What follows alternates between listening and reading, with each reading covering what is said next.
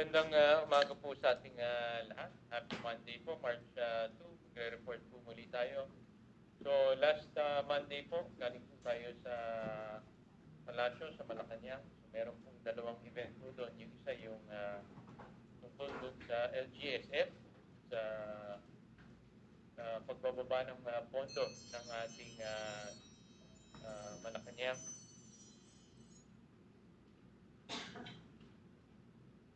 Para doon sa programa ng bigas at infrastruktura. Yung hapon naman po, ito yung pirmahan para sa pagtatayo ng mga school buildings po na ibababa rin po sa local government. So nagpapasalamat tayo sa ating Pangulong BBM sa mga programang ito dahil talaga makakatulong po sa mga kababayan po natin. Dagdag na assistance at syempre yung mga paaralan dahil alam naman po natin sa lahat ng lugar may backlog. So hopefully masimulan natin kaagad yan para madagdagan pa muli yung mga classrooms po natin.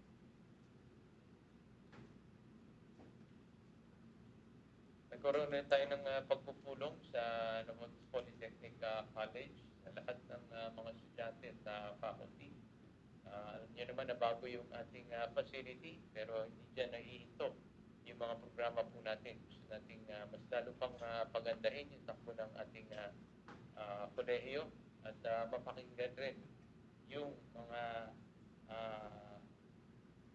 estudyante natin at mga guro kung ano pa yung mga kailangan natin gawin at pag-update lang po dun sa mga ginagawa ng national government lalo na dun sa CHED at yung mga benepisyong pwede natin makuha. So maraming salamat siyempre kay ating NEC President Sir Joel at sa mga faculty. Tuloy-tuloy yung last week rin po ay yung mga hindi nakakuha ng fuel subsidy na naiwanan dun sa unang nabigyan na registered fisher folk.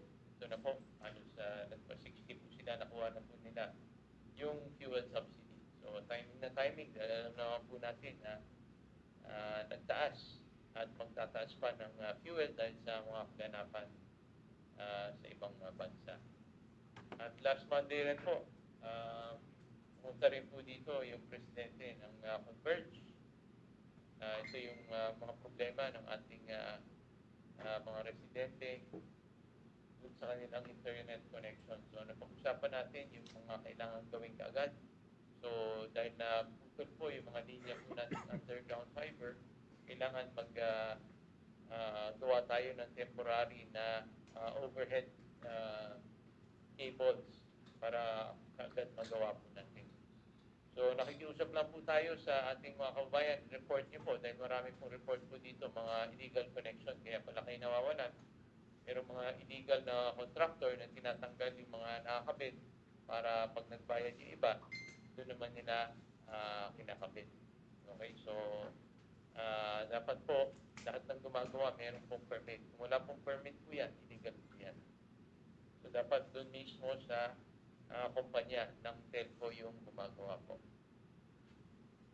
So ang pangako po nila, 3 linggo hanggang 1 buwan, lahat ng mga problema po natin dito, meron pong problema halos 1,000 subscriber na matatapos po yan. At eventually, pangako rin nila, ayusin ulit yung underground fiber po natin at maglalagay na ng mga poste para hindi naman magamit yung mga poste po natin.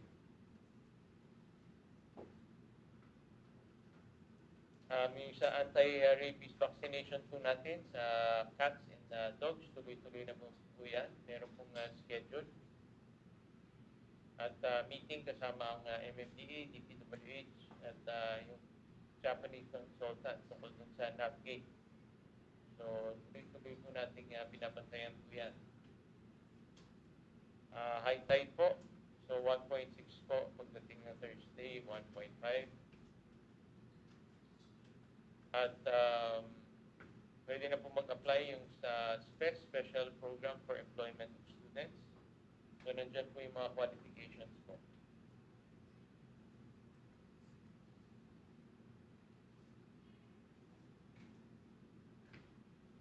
At paalala lang po, yung renewal application para sa mga mangingisda, tindera at iba pa. So, March 3 to 12 po yan. So, simula bukas hanggang next week po yan. So, nakalagay po dyan kung boat owner kayo at anong barangay, kung crew,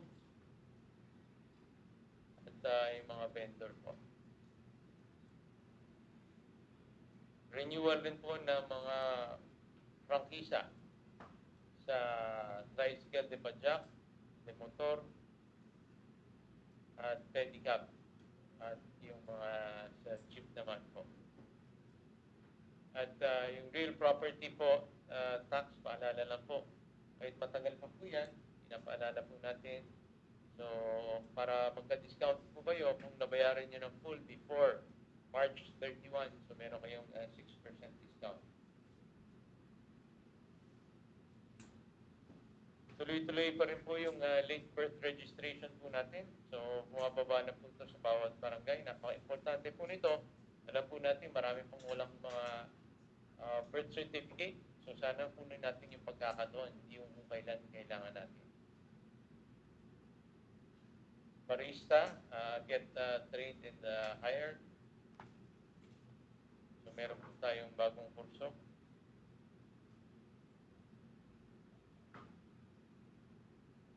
At dahil sa pagdiriwang ng National Buntis Day, so free health service ultrasound for the first 20. At dahil malapit na yung summer, so meron tayong sports camp. So April 16 to 30 po ang ating sports camp. So yan po yung mga iba't ibang activities. So arnis, athletics, badminton, basketball, chess, football, judo, karate, sepak takraw, swimming, penchak silat, table tennis, taekwondo, at volleyball. Okay, so ito na po tayo sa mga katanungan.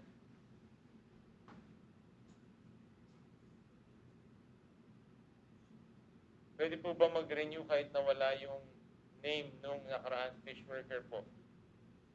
Need po ng business permit. Hello po, good morning po. Regarding po sa requirement, pwede po silang humingi, kung sila po nakikipagtatrabaho sa isang legitimate po na business, na fish producer, meron po itong kaakibat na business permit from the owners. Pwede po ba mag-renew kahit expired na yung rehistro ng bangka? Kung ito po ay isang legitimate fishing boat or kailangan i-renew po muna nila yung kanilang bangka. Ano pong requirements para matanggap sa ipasang requirement? As ko lang po, requirements po muna or pag natanggap na po, ipasang requirements. Saan po kaya to? Sa SPES.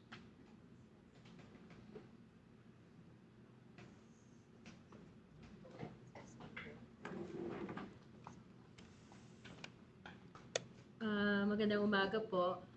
Yung pong requirements para po sa ating application ng SPES ay nakapost po sa ating FB page. Nandun po lahat. At magkakaroon naman po tayo ng pre-assessment at i-announce po natin ito. Thank you po. Sana may batch 2. Madali naman kasi mapuno para makapag-apply. Kasi gusto niya mag-college. So, sa SPES din kaya to? Sa ngayon po, ang priority lamang po natin ngayon ay itong na-post po natin. We will see po pagka kailangan pa po natin ng batch 2. Thank you po. Sa requirements pa lang, mahirap na yung mag-apply. Maka-afford lang yung may kaya. Ano kaya yung requirements po to?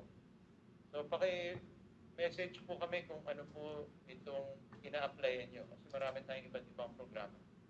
Si Ma'am Julieta Javier. Pwede po ba kahit 15 pa lang pero turning 16 na this July?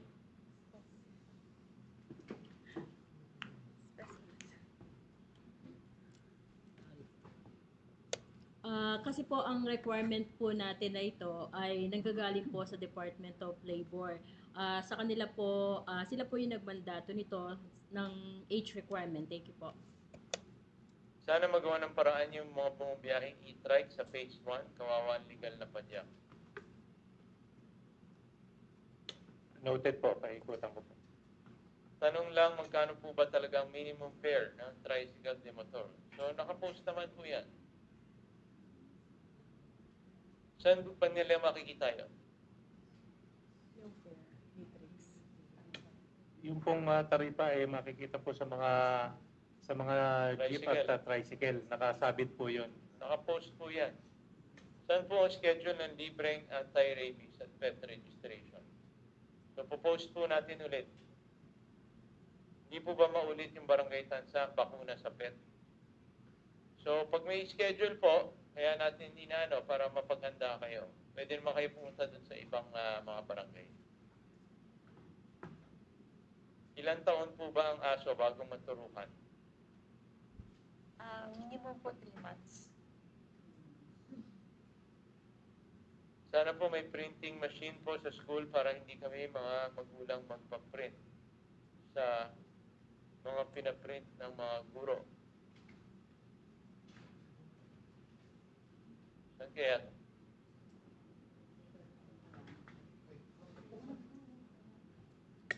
Good morning po. Ay, yung mga printers po kasi na provided po natin sa mga paaralan ay para po gamitin ng mga teachers pati po ng administrative staff ng school. Mangyari lang po kung masend po kung ano pong school yung tinutukoy nila para ma-check din po kay principal kung ano po yung tinutukoy nila pinapaprint ng mga teachers po. Sana rin meron din sa mga college student na di kayang makabili ng laptop. We'll take note po, boss, pero sa ngayon po ang laptops po na pinamimigay natin ay para po sa mga DepEd teachers para po maka-assist sa kanilang teaching instruction. Kailan pong payout ng mga nag-assessment noong Feb 19? Medical assistance.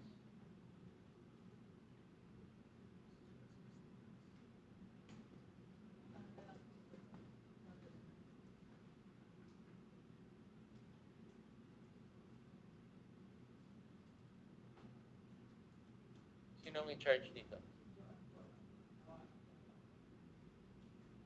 Paano po kung nagkamali yung selfie? Is pasyente po ang napicturean instead na maglalakad? Hindi na po kasi maulit dahil nasabit na baka pwede po yung isama na lang din yung pasyente for confirmation.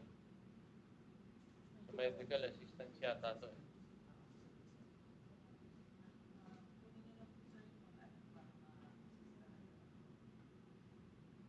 Unahin nyo muna lagyan ng ventilating machine, emergency room.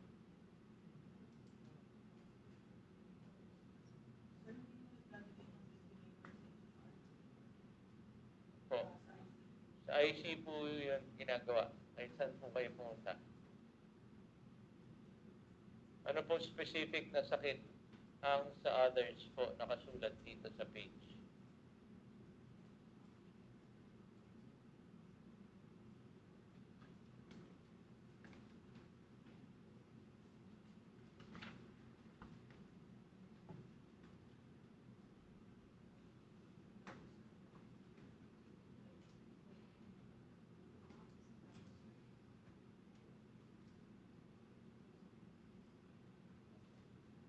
Wala ba tayong machine ba't raw pinalipat sa ospital?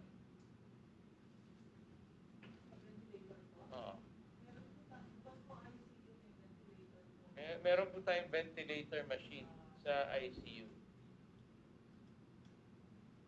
Ano to? Mano-mano ang ginawa? Pwede po malaman yung patient. Ano pong ask ko kaninong QR code gagamitin sa dialysis patient po ba o mag-aasikaso?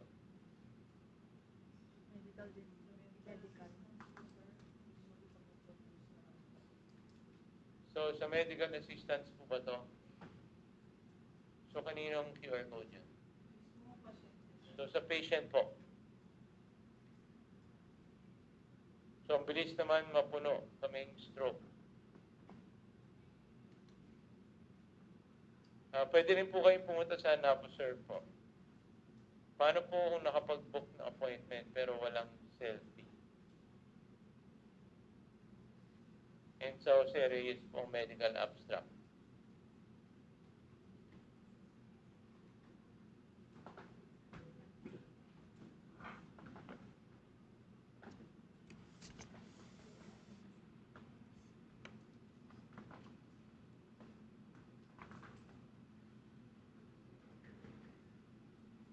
Sir, para po sa medical assistance, talaga pong nagre-require tayo na ma-access po through the QR code ang appointment po. The QR code is from the patient himself or herself po. Ilan ang national ID senior para makapihaw? Para pag mali yung address ng national ID, hindi po valid yun. Kawawa po yung senior. Magandang umaga po. Ang city po ay nakipag-coordinate na sa PSA National ID para mababaan po tayo at mag-house to house po sila for registration. This coming March 7 po, sa Sabado, Barangay Sipak Almasen muna po ang kanilang babaan to follow po yung the rest barangay po. Regarding naman po kapag may mali ang address, pwede po sila magpunta sa PSA Kamanaba para po mabago yung mali nilang ID. Sir, in addition po ay kung March 7 pa kasi ang baba, sila ay pwede na agad pumunta sa sinabing lugar, sa Sangandaan, kasi hinihiling na nagre-request na rin po kami na nag-a-apply na sila para makita sa master list ang kanilang pangalan. So ang ginagawa ko namin ay tinatanggap na rin dahil sabi ng DSWD NCR, pwede na namin ipa-pre-verify at saka na lamang nila agad kunin kasi kailangan na yon starting po sa 16. Thank you po. Kailan po kaya ulit magkakaroon ng kaliwa?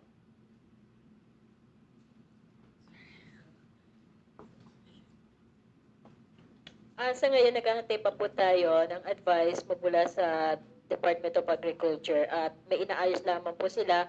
Mag-aabisi po kami through our FB page. Thank you po. Good morning. Ask ko lang kung may kapitbahay po kami na nag-iba at gumawa ng daan sa gilid sa kung saan right of way namin. Sinabihan na po sila ng NHA na wala silang daan sa gilid. Ang tamang daan nila ay sa harap talaga. Kahit ang city engineers ay nagsabi na din sa amin. Pero pinilit po nilang magtibag sa gilid ng bahay nila. Sabi may permit sila pero nag-rotonda po ang munisipyo, wala daw silang nisyong permit at dapat kung mag-iba daw ay may tarpaulin na nakadikit sa demo or renovation. Salamat.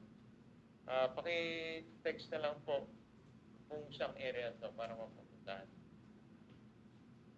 Message na lang po. Kailan po kayo magkakaroon ng tupad? Same din po sa Department of Labor, nagpo-finalize lang po sila ng mga bagong guidelines para sa tupad. Thank you po. Sana po mapamahagi yung sa Tansap Mabahay na bago. Isa po ako. So, tuloy-tuloy naman po yung ginagawa pong pag-apply po dyan. Kaya lang hindi pa rin po tapos yung ibang ginagawa. May makunan po ba sa PSC ng PSC City Hall? Yes po, meron sa ating kuha ng birth certificate, marriage debt, as well as Senomar sa second floor po sa Civil Registry Office po. Para sa yung pagtambak sa dagat, ito yung weekly na tinatanong niyo po, ito po yung road dive po to, papunta sa Tansa at papunta sa airport.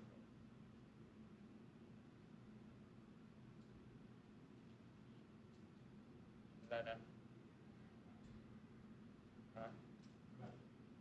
Okay, so wala na po. Maraming salamat. Doon sa mga ibang mga tinanong po natin, sana makapag-message kayo para masagot po natin. Okay, so maraming salamat po.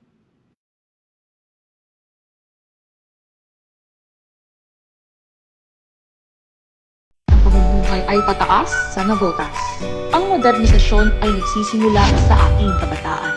Handog ng Navotas Polytechnic College ang state-of-the-art na classrooms, elevators, hallways, cafeteria, gymnasium at tennis court. Ang pangunahing hakbang sa pagiging smart city ay ang pagkakaroon ng smart Navotenia students.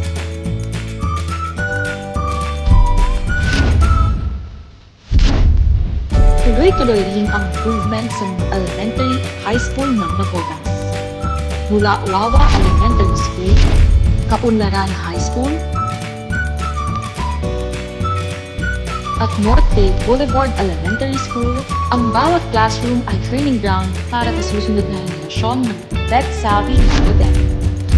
Bukod sa edukasyon, pinagtuunan din ng pansin renovation ng Panzer I Health Center at NDBS Dagat-Dagatan Health Center.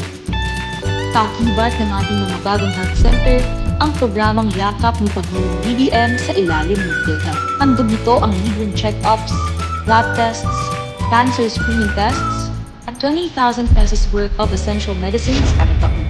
Mas madali na rin ang pagproseso ng business permit application at renewal para sa Navotenyo business owners. Binigyan din natin ng bagong kanlungan ang mga inagandinang lolo-lola, street kids, at kababaihan sa ating bahay kalinga para sa mga sektor na nangangailangan ng higit na atensyon at pagmamahal. Pinagmamalaki rin natin ng Green Zone Park Artland, pinagsisilbing pasyalan at espasyo para sa mga outdoor activities tulad ng jogging at back.